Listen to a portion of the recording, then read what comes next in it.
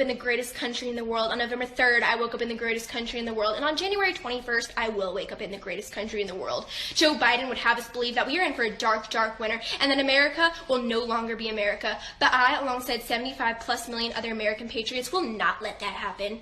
The media has never and will never decide who our next president will be. That will be up to the courts. So for everyone involved in the cheating and in the fraud, who used the programs like Scorecard and Hammer, your time is coming because someone was watching you, and I'm not just talking about God. We have the greatest plumber ever elected into the office of the United States, Donald J. Trump, our 45th president, and he is about to make the final drain of the swamp. Because at long last, we finally have a president who puts America first. He had our backs through the face of adversity and all the evil thrown his way, and now it is time for us to have his. So hey, Democrats, don't tread on me, because if you want America, you can come take it.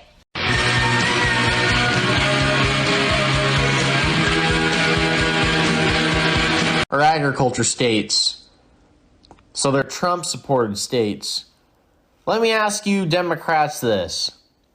Where does the food that's on your plate every day come from? That's right, the farmers. We fucking grow the food and produce the food that comes on your plate every day.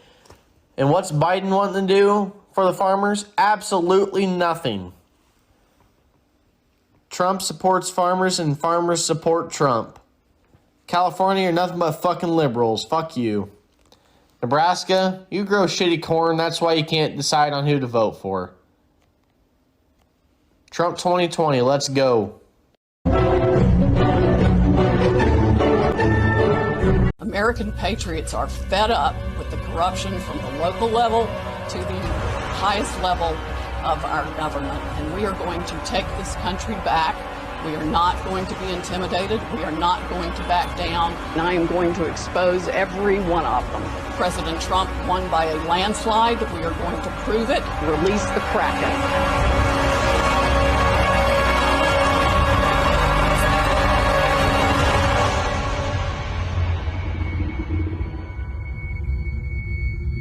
Okay, math time for Democrats.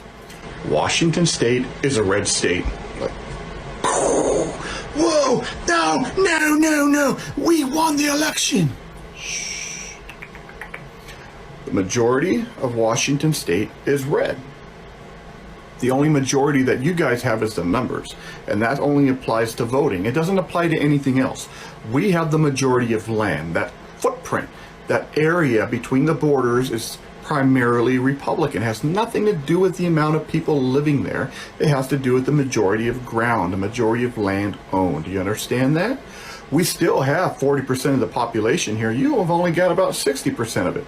So you put your little 60% on the little baby birdie footprints. We've got it in the big old elephant footprints. We have the majority of gun owners, majority of patriotism. We have the majority. Ever play Risk? Put all your army in Madagascar. Do you ever win?